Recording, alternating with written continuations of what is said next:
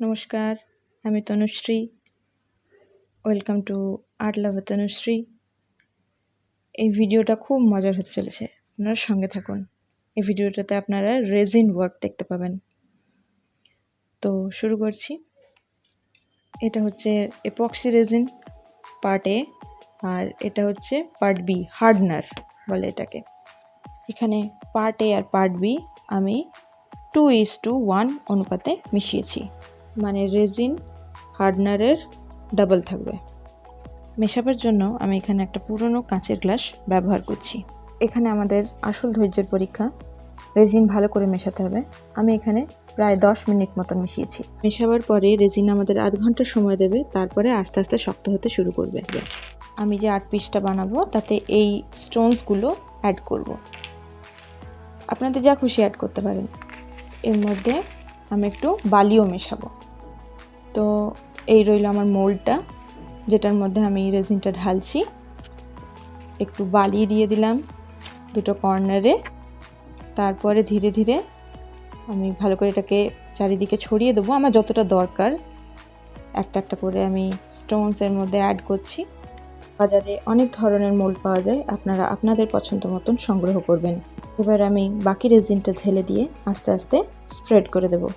আমি কিছু C সেলসও add করেছি এর মধ্যে, গুঁড়ো রং ব্যবহার করেছি, আর এরকম গোলাপের পাপড়ি। যে ওয়ার্কটা এতক্ষণ দেখলেন সেটা শুকোতে 24 ঘন্টা সময় লাগলো। তারপর আমি আবার সেকেন্ড লেয়ার স্টার্ট করলাম। এর মধ্যে একটু গুঁড়ো রং মিশিয়ে নিলাম, নীল রং, পরে বলছি কেন।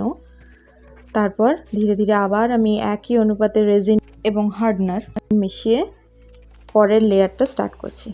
প্রথমে ঢেলে পুরোটাতে আমি একটু ভালো করে স্প্রেড করে দিলাম। আমি এখানে একটা সরু কাঠি ব্যবহার করেছি, আমার কাজ করতে সুবিধা হয়েছে এই সরু কাঠি দিয়েই। আপনারা চাইলে আপনাদের ইচ্ছা মতন চামচ বা আইসক্রিম স্টিক্স, যেমন যেটাতে কমফোর্টেবল সেটা ইউজ করতে পারেন। এখানে তারপরে একে একে আমি সিশেলসগুলো অ্যাড করলাম, আরও একটু বালি দিলাম। অ্যাকচুয়ালি আমার মোটিভটা হচ্ছে এখানে সমুদ্র যে ফিলটা, সমুদ্র এবং সমুদ্র সৈকত, সেইটাকে তুলে ধরা। তো সেই জন্য আমি নীল রঙটা এখানে ব্যবহার করেছি। রেজিনে গুঁড়ো রং খুব ভালো যায় আর কি। তো আপনাদের ইচ্ছা মতন আপনারা রং এখানে অ্যাড করবেন। শুধু নীল রংটাতে এটা ইনকমপ্লিট মনে হচ্ছে, তাই আমি এখানে একটু হোয়াইট কালারও অ্যাড করব। তাতে সমুদ্রে যে ফেনাটা হয় সেই জিনিসটাকে ক্রিয়েট করার চেষ্টা করছি।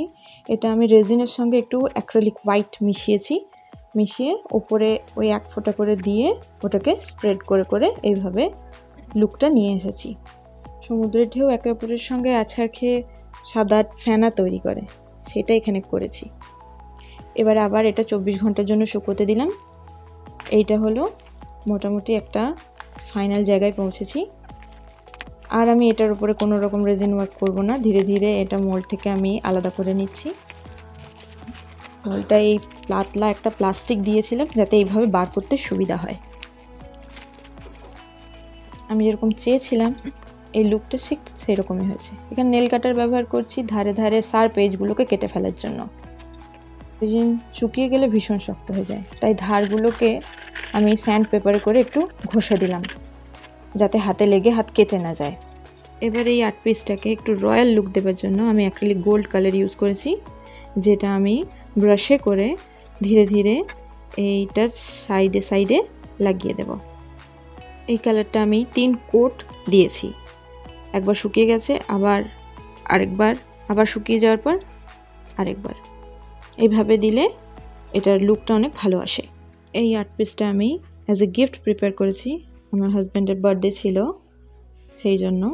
এই ছবিটা আমি ওয়াশ করে নিয়ে এসেছি ফটোশপ থেকে, তারপরে এর পেছন দিকে ফেভিকল দিয়ে এটাকে এর উপরে স্টিক করে দিলাম। আমি একটু সিম্পলের মধ্যেই রাখতে চাইছি, বেশি কিছু করব না, নাহলে ওভারডু হয়ে যাবে। এর কর্নারগুলো আমার একটু ফাঁকা ফাঁকা লাগছে, তাই আমি এখানে এই গোল্ডেন বিডসগুলো ফটোটা 4 কোণে অ্যাড করে দেবো। খুব বেশি আর সাজাবো না, এটাই ফাইনাল লুক।